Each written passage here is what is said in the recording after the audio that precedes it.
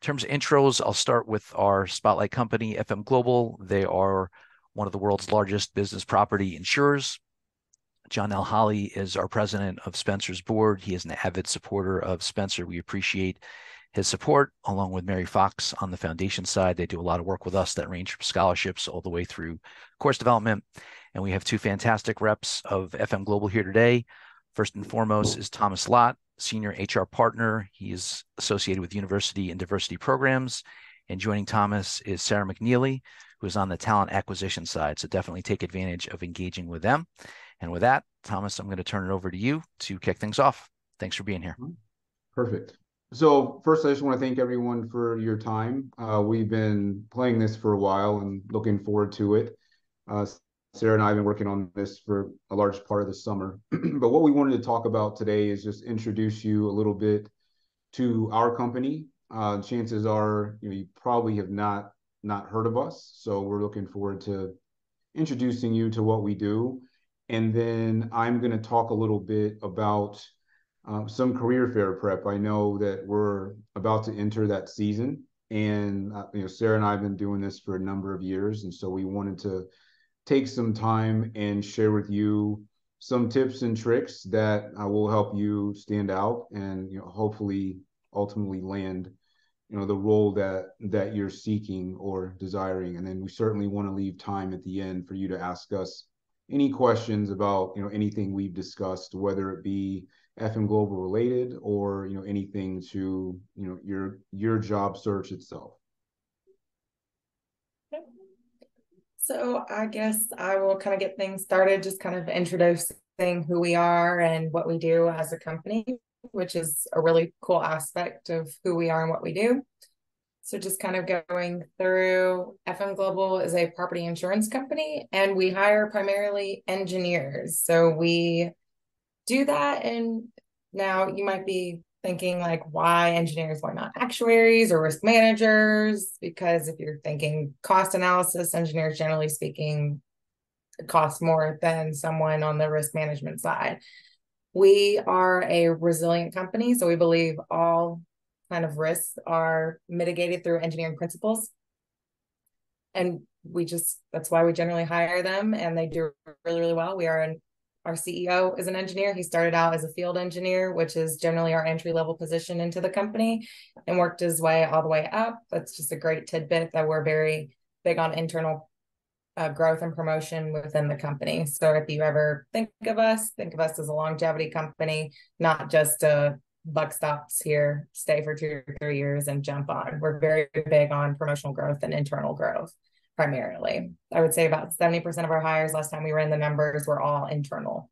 So that's just a great aspect of the company and one thing we do. So what are some things our kind of engineers and even our account managers who aren't typically engineers kind of see on a day-to-day? They get to kind of deal with things like that. So you have a very beautiful fire at a factory and a facility. And of course, since we are an insurance company, we cover that loss.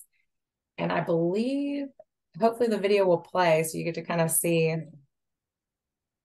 what that is and what that looks like. It was a massive fire, to say the least.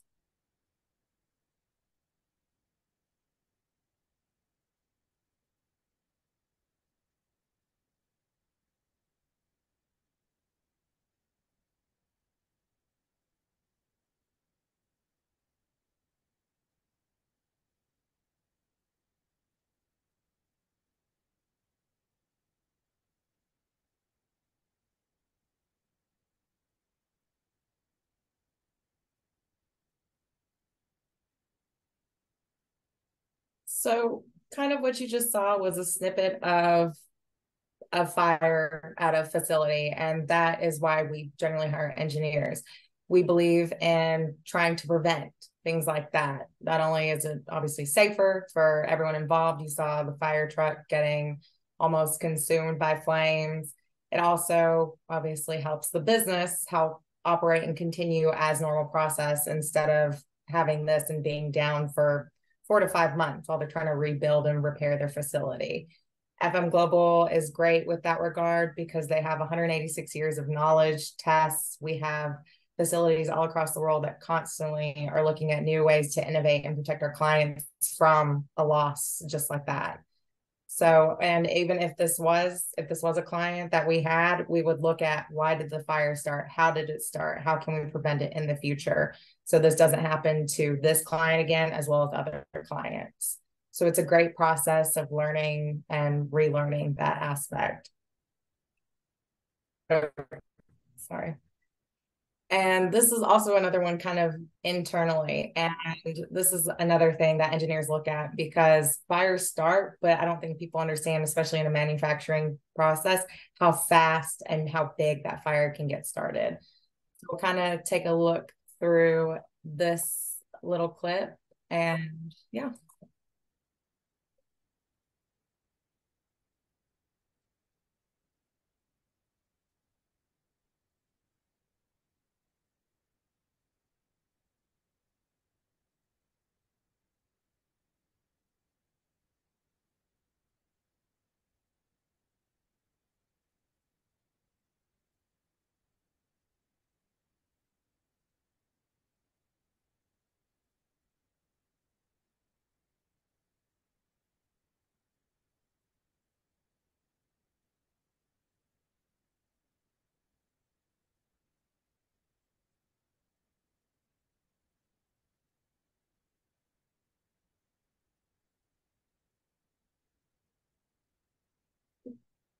So that was just 30 seconds. In 30 seconds, the entire place was consumed. Would not be the same guy who, I don't know if anyone noticed, he ran to the computer area, grabbed his cell phone and ran out. That's what, the cloud is for. Upload everything to the cloud and don't worry about your phone, because I'm sorry, $700 is not worth my life, but that's just my perspective. So we try to prevent things like that. That's why we have engineers who look at that heavy equipment and understand the machinery and what are the risks associated with that, rather than just generally most insurance companies are like, oh, well, this is a high risk, we're just going to insure it for that. FM Global takes it to the next step saying, yes, this is a risk. How can we reduce that risk or mitigate it to the extent that we do? So are there any questions so far about who we are as a company or what we do or anything like that? I can happily answer anything. No? So far, you seem to be good. Okay, sounds good. So that's it's kind of the aspect. We're merging engineering with consulting. We always joke we hire social engineers who are able to explain and geared towards our clients and being able to say, hey, this is what we do, this is how we do it. And from our account managers and underwriters perspective, they go into great detail working with our engineers, saying, how can we bridge the gap and how can we get our clients to be more resilient? Telling them like, hey, this might not be your favorite thing to spend $5 million, but if you spend $5 million now to prevent this in the future, then you actually save ABC profits and save your facilities and you reduce your risks. It's always a great process to work out. So we do things like fires, floods, windstorms, earthquakes, explosions, and equipment breakdown, everything and anything.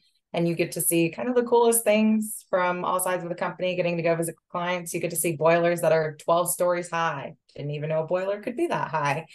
You get to see, cross beams, which help protect a building and facility from earthquakes. You get to see a lot of cool aspects in the company and things you never even thought of to how to run a business and protect a business to keep it going. So always the fun part, obviously, since we're insurance, we have a lot of different clients and we only handle the commercial side. It's great to be able to name drop a little bit. So we do have quite some big names just kind of up there already. If you can see University of Pittsburgh, we have MLB, which is awesome. One of our offices, unfortunately, it's not the office I sit in. One of our offices overlooks a practice field for the NFL, one of the NFL teams. It's awesome. And I wish I got to stay in that office, but it's such as life.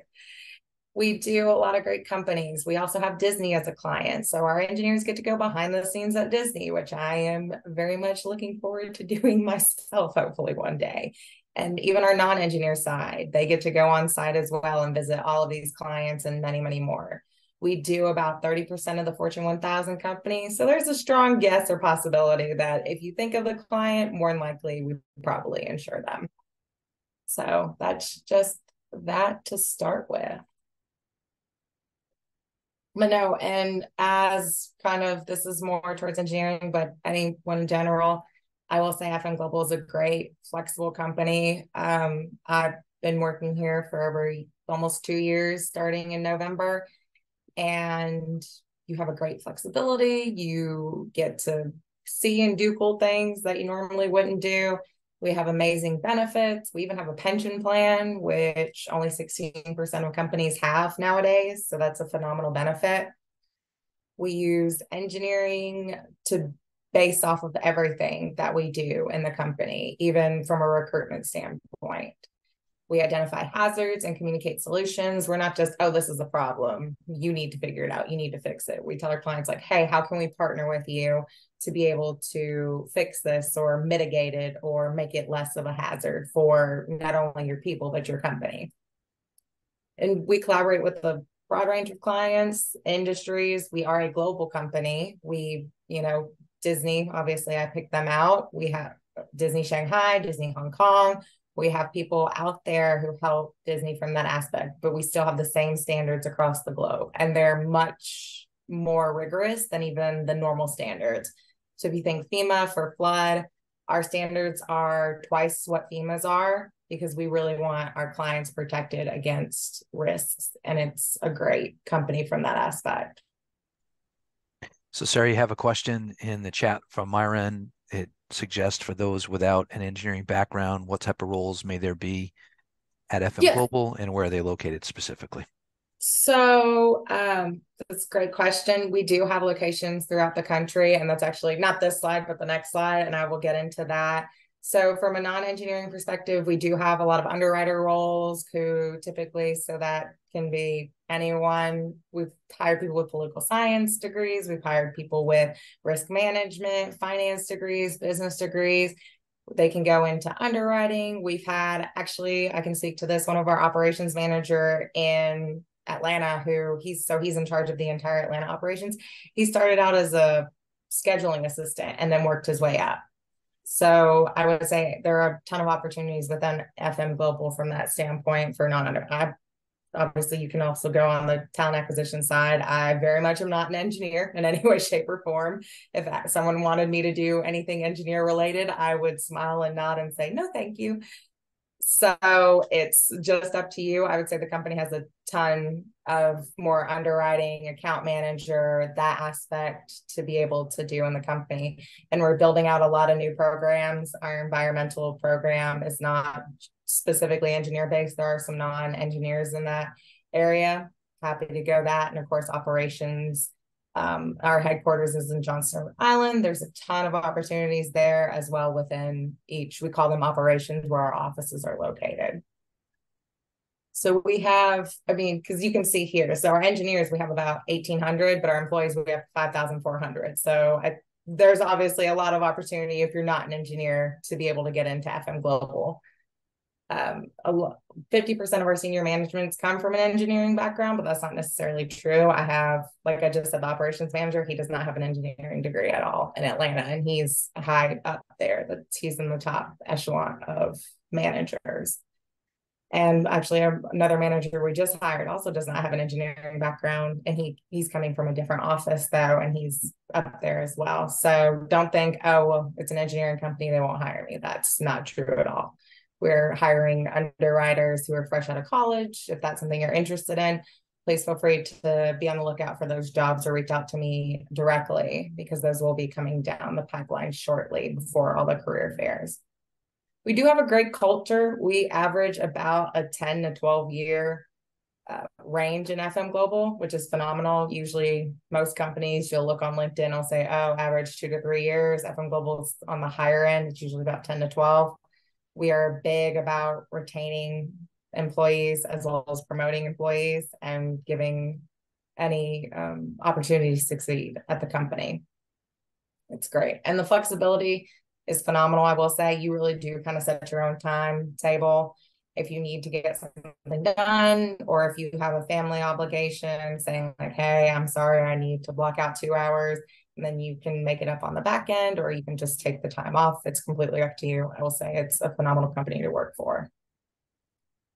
So now someone asked about locations. These are currently where our offices are at the moment. Of course, there's Atlanta, Georgia. You see here, we do have 2 offices. They're kind of satellite offices that are not representative on here. One is in Seattle and then one is in Minneapolis.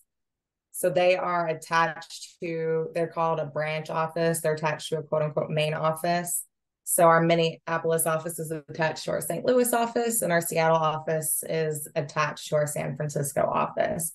But all of those are where the operations are. So you have one in Chicago, Cleveland, St. Louis, San Francisco, Los Angeles, Boston, Newark, and I don't remember the city in Virginia off the top of my head. For our DC operations is what we call it.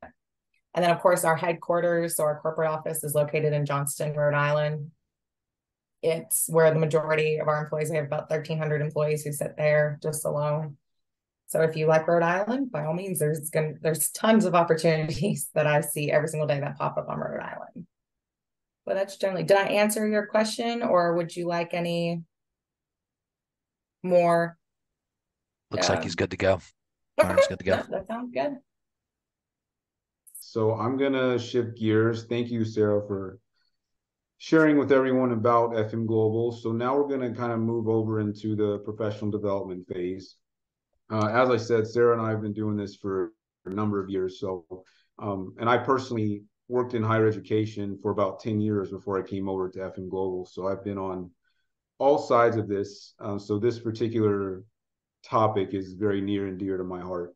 So I'm basically going to break this up into 3 parts. We'll talk about before the career fair and planning to have a successful event.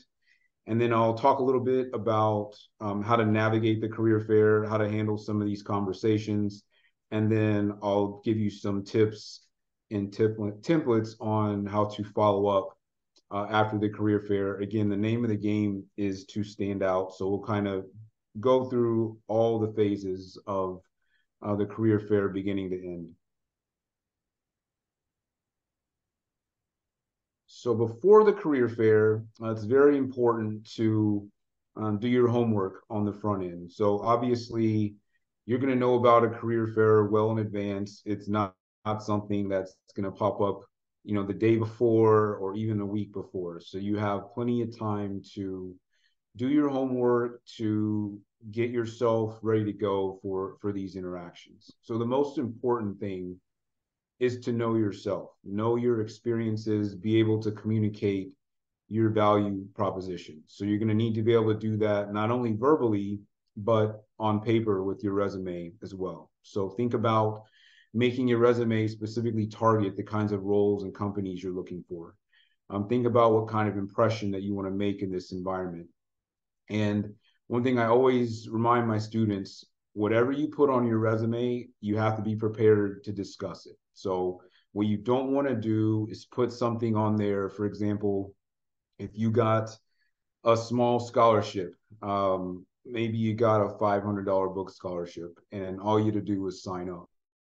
Well, it's good that you have a scholarship, but if you put that on your resume and you're asked about it and it's not really a compelling story, maybe that's not something that you want to put on there. So again, whatever you put on there, make sure that you're prepared to discuss it. Most of you, if you're intern seekers, or even if you're a full-time seeker out of college, there really shouldn't be any reason for your resume to be more than 1 page. I've seen some students, I've seen some sophomores, juniors that have two-page resumes and they have all their projects on there. Again, this is a very limited interaction as far as time, so you want to make sure that it's no more than a page, and there's really no reason for it to be more than that. As you create it, use strong action verbs. So you want to say things like developed, created, managed. You don't want to say passive words like assisted or helped or worked. When I'm coaching students, I simply ask them, did you do it or did you not? And if you did it, then put it on there and find yourself a strong action verb to start out. But assisted, helped, things like that. If I'm looking at it as a recruiter or a hiring manager, I don't really know what that means. So your job is to clear that up again as part of your impression that you're making on paper. And this is also a time to show off your accomplishments. So resume is not a time to be humble. So if you have created something, if you have improved a process, don't be shy about putting that on your resume. Next slide, please. Again, the name of the game is being prepared. You have the ability to research any and all the companies that are going to be there. I don't know any school that doesn't have some sort of publication for the students that displays all the companies that are going to be there. So look up the ones that you love, look up the ones that you don't know, and kind of keep these things in your back pocket. At a minimum, you should know what industry a company is in. One of my biggest pet peeves, I'm sure Sarah may agree, is if a student just kind of wanders over to the table and they're just kind of like, oh, what's FM Global? I'm not going to date myself, but I come from a time where, I couldn't just quickly look up something. There's no reason that you can't spend 5 or 10 minutes looking at a company's website and pull some information so that you can come to the table knowing a little bit about that company. That alone, I know for me, makes someone stand out right off the bat and gets the interaction off to a good foot. And then you want to practice your pitch. So what your pitch is, think about it as if you're in an interview and you're asked, tell me about yourself. So you want to have a very quick, high-level rundown of your work and school experience. So think about talking in bullets rather than a speech with paragraphs. So you may want to throw in 2 or 3 points of significant achievement. And then ultimately, and most people forget to do this, is you want to tie it all together with a career goal or why you're interested. So this is something that you can practice before you come up to the event. The other thing that I would recommend is as you practice this, you don't want to just walk up to a table and start regurgitating.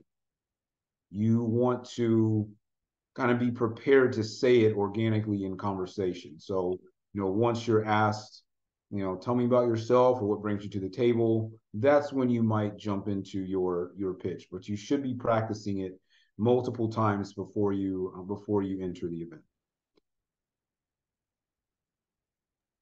Let me ask a really quick question. So for college students that are new and may not have a lot of internship and work experience, what are the areas of the elevator pitch that you think that they could kind of highlight that would resonate with you and other hiring managers? That's a good question. So this is partly going to come from your research. So if you looked at a company, you looked at what they do, their values, you should be able to have somewhat of an idea what they're looking for. Something else you can do is look at either if it's a role you want to apply for, or maybe a role you see yourself in a few years. Learn that role and understand how you fit into that. Everyone on this call has a value proposition. So what do you do better than anyone else? What makes you stand out? So really hone in on that. And you can find examples in your past where you can bring that up. So maybe you led some club in high school. Again, we go back to maybe you got a scholarship that you had to beat out hundreds of people to get. Even if you have worked in a retail job and you don't think that it's applicable, there is certainly something that you can pull out of that. So if you were a cashier at a grocery store, you are being trusted with hundreds, thousands of dollars. Maybe you're a key holder, so you can speak to how that stems from your work ethic and your reliability. So sometimes you have to think outside the box, but it begins and ends with, what do you do better than everyone else? And how does that pertain to what this company is trying to accomplish? Awesome. Great points. I think Sarah wants to add some stuff as well. Yes. Sorry. I want to give a real life example. For freshmen, we had one freshman at Brigham Young University. this was about a decade ago, came to us as a freshman, talked to us, seemed very engaged, got different internships experience, but met with us, FM Global specifically, at the career fair every single time, every single career fair we went to, kept engaged, and we hired him on the spot just because of his attitude and the fact that he was so persistent in following up. So that's also a great plus as a freshman. Don't always, you'll see companies like Boeing, Lockheed, of course, those at the career fair, and they'll have lines out the door, but don't discourage some companies you might never heard of, because then you might have a better opportunity with them than the big names. Awesome. Great additional stuff. Any other questions really quickly? All right. We're going to transition to during the career fair, and you can drop some notes in the chat if you have them, or you can audio in with raise your hand as well. Yes, don't be shy with your questions. So we're at career fair day. First and foremost, you're probably going to be nervous, and that's okay. Embrace that. Embrace those nerves. Once you get out there and you're talking with people and interacting, that will go away. But the more you try to internally fight your nerves, the worse it's going to be. So embrace that. Understand it's normal, and this is just part of your process. It's your mind and body getting you ready to do something great. So part of working through those nerves is you should have a plan as far as what companies you're going to hit. And so what I would recommend is you rank them. 1 is your top companies, 2's kind of like that second tier, and then 3 are the ones you're less interested in, and then ones you don't know at all. So I'd recommend that you actually start out with your third tier companies. These may not be ones that you're super interested in, but it's going to allow you to kind of work out those nerves, work on that pitch, and that way you'll be warmed up, ready to go. And then once you're hitting your stride and kind of peaking, that's when you're starting to hit your top companies. So this is a process that, I've shown a lot of students, and it's really good because it's going to kind of help you work through those peaks and valleys. So when you are kind of at your highest alertness, that's when you're going to be hitting those top companies. When you're approaching the booth, again, this is an opportunity to show off your research. So rather than kind of aimlessly wandering into the booth, you might start out and say something like, I saw that FM Global is an insurance company. Tell me about the kind of work you do. So especially at a company like ours that is not a household name, if someone comes up and starts out that way, I'm going to immediately be impressed because I know that they've done their research. And I promise you, this simple thing, I would say less than 15% of students actually do this. So that in and of itself will make you stand out wherever you go. And then you can, if you really want to kind of show off and take it a step further, then you might bring in some recent or current event. So again, we deal with commercial property. We're across the globe. So maybe there's a recent hurricane. So you might bring that up and ask the person, that you're talking to, how does that affect your day-to-day? How does that affect your bottom line? I would really be impressed if someone said something to me like that. So that kind of interest, that kind of research, again, you can acquire that level of knowledge in probably 10 minutes, but it's going to pay off tenfold when you come to the table prepared that way. Awesome. You want to go to the next slide? Yes, next slide, please. So as you're talking to whoever it is, it might be a hiring manager, it might be a recruiter, it could be a lot of different people. So one thing to keep in mind is, be interested, not interesting. So, I told you, you kind of want to, when you're showing off your research, so to speak, that's one thing, but you really, you don't want to try to be outside of yourself. If you're in doubt, just show genuine interest, ask questions. We get asked all the time about, what is a typical day like? I think, and get asked that. I've been asked that probably 1,000 times. What's the company culture? These are things that everyone's asking. So you might take a step further and ask some more, more in depth, more thoughtful questions. So you might ask someone, what kind of projects are you working What do you like about working at this company? What keeps you excited? How did you get to where you are today? If you're ever in doubt, ask someone questions about themselves and let them carry the conversation. And no, everyone, we love to talk about ourselves and what we're working on, how we got to where we are. So if you're ever in doubt or stumped or not sure what to say, you can ask something like this to kind of continue the conversation. Pay attention to the things that are being said. And remember, you're always thinking about your strengths and your value add. So inevitably, this person is going to say something that you're going to be able to connect to your value proposition because you should already be thinking in this way. And then after the interaction, you want to ask for next steps and how you can follow up. So maybe that's applying, maybe that's maybe that's an interview, maybe it's simply connecting on LinkedIn. Anything that you can do to keep the conversation going after the event and create a scenario where you have to follow up, which I'll talk about here in a second. Next slide, please.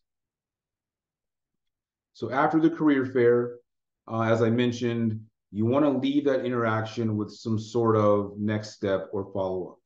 You want to do that usually no later than 48 hours after the interaction.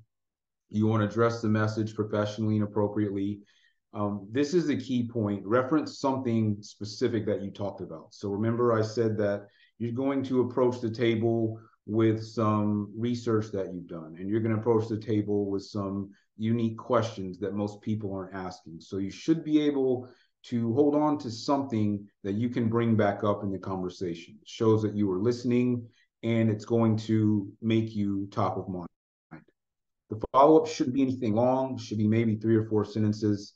Unless otherwise directed, email is definitely the best way to do this. Again, you want to stick to no later than 48 hours after the interaction. Most of us, when we leave events like this, we're immediately going on a plane. So you may want to wait till the next day, the next morning, so that your message is at the top of the inbox. So I have a question in the chat. I'm going to try to paraphrase it. If you're meeting with multiple individuals, should you manage the follow-up differently? I guess, should you personalize it with the different individuals depending upon what you talked about with them? I would. What you don't want to do is, and I'm probably going to contradict myself here in just a minute, but you don't want this to look like, you don't want this to look rehearsed or stock. So I would say it's worth the time to send each person individual email and reference something that you talked about rather than the whole group. And then, if we get a lot of emails, right? So if I see an email and there's a bunch of people copied on it, I might not be as quick to open that. And I think probably most people would agree with that. So I think sending targeted directive communication is going to be in your best interest. Again, it's about standing out. Awesome. Yeah, great response. All right. So I just said that you don't want anything to appear stock or rehearsed, but I do want to share with you a template that I've shared this with students for years. And this is just an example. You don't have to copy it word for word. But what I want you to see in here is, there is space to put in things that are unique to your conversation so that it does not sound like a stock email or thank you. Again, the best way to get around that is referencing something that you specifically talked about.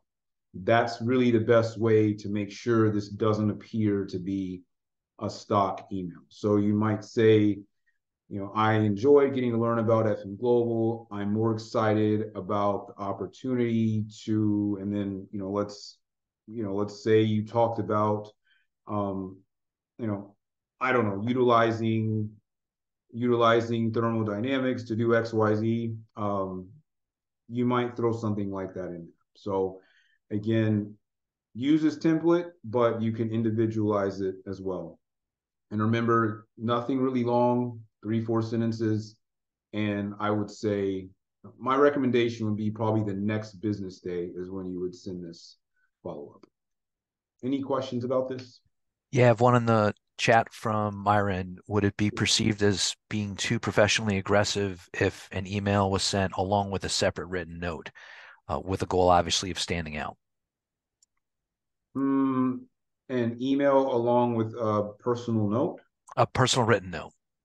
So hitting not just at once, but twice in two different fashions, if I'm understanding it correctly. I don't think that would be necessary. I would say I can't even remember the last time I got a handwritten note. So I think it would be a nice. I don't think it would be a bad thing. I just don't.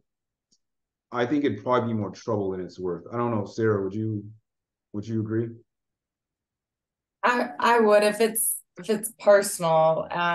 If you're, I mean, if you're doing like a LinkedIn message, that'd be a little different. Like if you're doing like a cover letter, if you're asking more that aspect, I could see that. Some managers just like the little extra effort if you're doing that. But in terms of the personal note, I agree with Thomas. That's just more effort than I think you need. Sounds good. Fair Myron, did question. that hit it? Sounds good. Okay, next slide, please.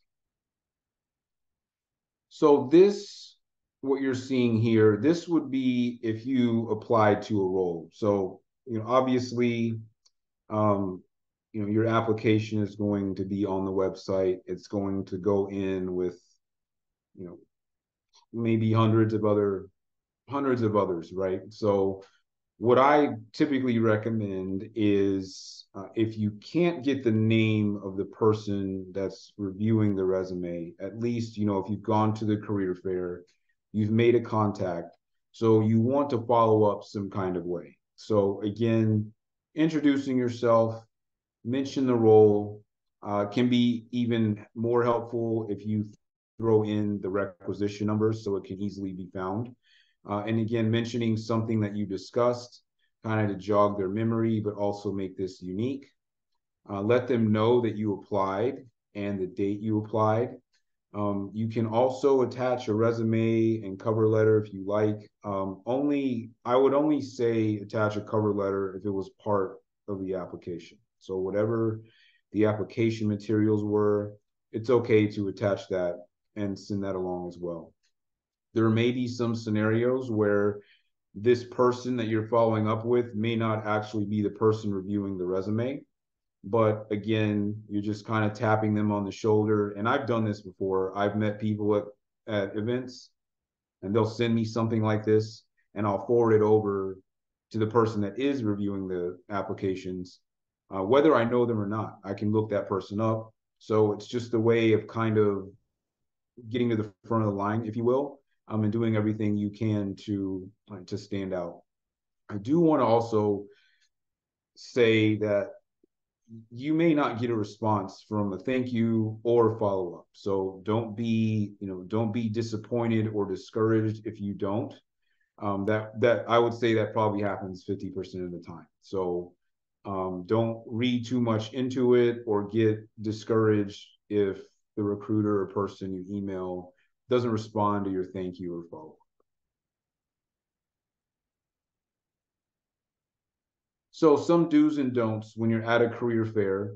Um, I always I say this to my kids, I say this to my students, always move with a purpose. So we've talked about mapping out where you're going to go.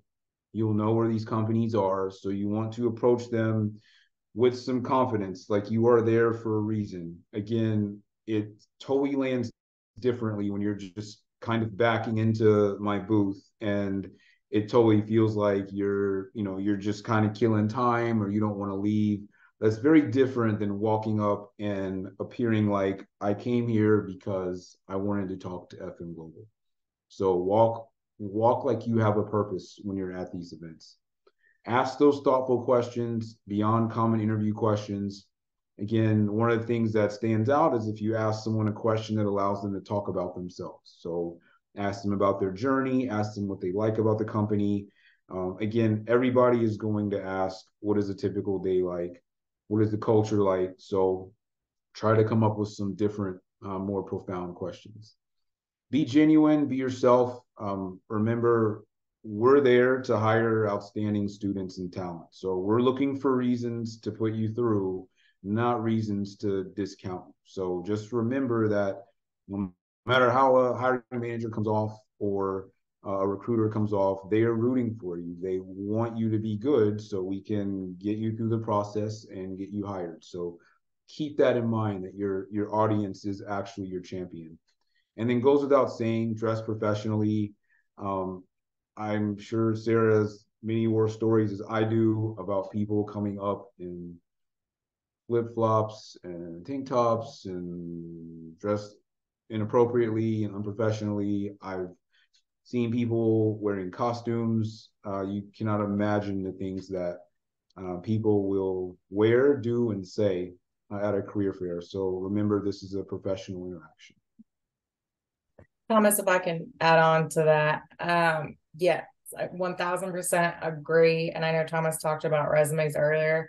Don't also put anything on your resume that you can't back up. There was one candidate I can speak to. He said he was fluent in French on his resume because his teacher told him to, and no one would check. Well, I happen to be fluent in French, and anytime I see a language on a resume, I know it, I will just speak it because it's nice to converse in a different language. And of course, he got caught in a lie. So don't assume anything about what other people can, and don't, especially with languages. I've seen that more and more. People just put it because teachers say, like, oh, it makes your resume look good. It does if you have the ability. If you don't, then don't put it at all. I would recommend that, because that will immediately get you disqualified if you lie on your resume and you are caught in the lie. Definitely. Great point. We have another question. How would you go about getting the names of the hiring manager or recruiter prior to the fair in order to stand out, in order to do due diligence and go after the position in a positive way?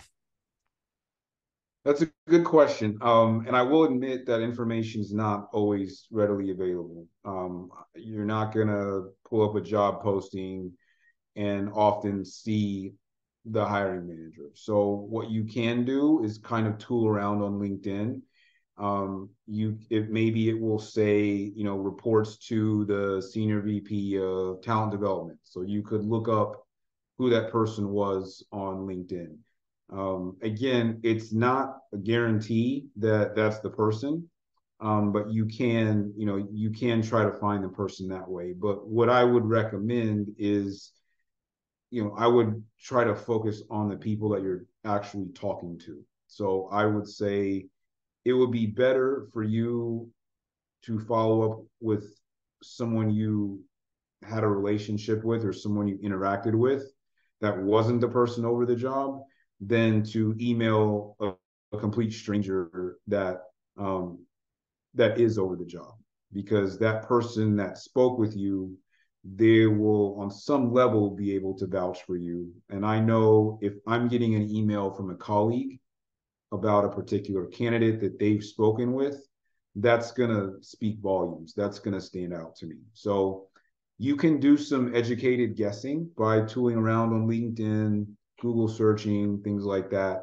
But I would, my advice to you would be focus on the people that you've actually interacted with. And then some don'ts, just like I said, don't be unprofessional, don't be unprepared. Don't walk up and immediately go into your pitch.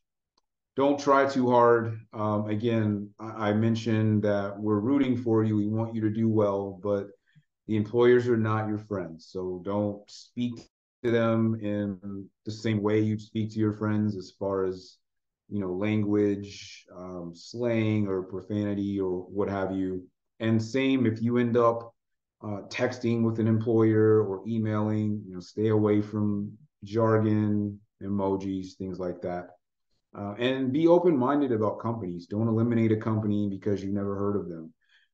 I cannot speak for Sarah. I did not know who FM Global was before they approached me. But I was open-minded about learning about a new company. And here I am, very happy with this company that I found. Couldn't be happier. I got a tremendous opportunity, but had I not been open-minded, I may not be sitting here in front of you today. No, I just adding on to what Thomas said, it was the same. I had a sourcer who was very kind who reached out to me. And immediately when I saw FM Global, I thought it was radio, to be 100% honest with everyone on the call. And luckily, I interviewed, and I actually got the chance to interview. Thomas was on my interview panel. So it was a great experience. And I can tell you there's no place I'd rather be. And I'm happy to be here. And I can see myself here until I retire. So fingers crossed they like to keep me. So, but yeah, don't discredit companies just because they're no name to you. They might be a big name in a different field. Love it. So to wrap up, something to think about, you can kind of get in this mindset when you're at career fairs that everything's very transactional. And I want you to remember that, every place you stop is not going to result in a job offer or interview. So don't think about everything as a transaction. Think about going to different companies and having meaningful conversations.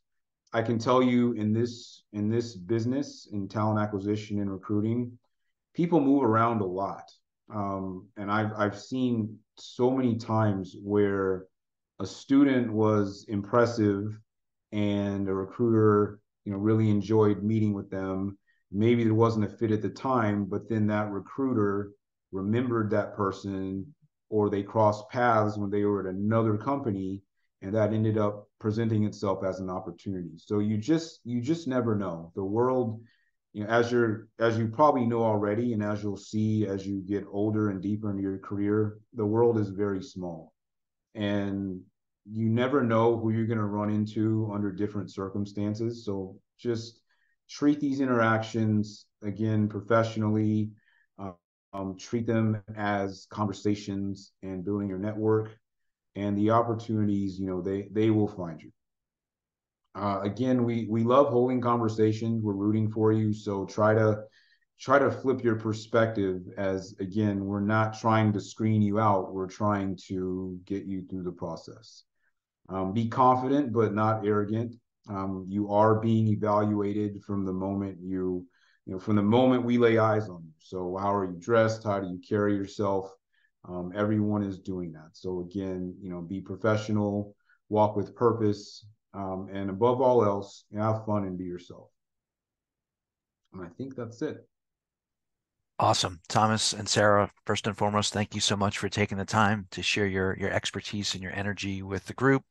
I think this could be called acing career pathing as opposed to the career fair. It's broader in connection with all the areas that you talked about, but planning, executing, and follow-up were the key themes that you built out. In connection with the balance of our kind of fall, we'll be back together again on September 21st, Thursday, from 1 to 2 p.m. Eastern Time. Burns and Wilcox will be joining us, focusing on specialty areas of insurance, high net worth. Ton Decker will be back for September through the balance of the year. We look forward to seeing everybody.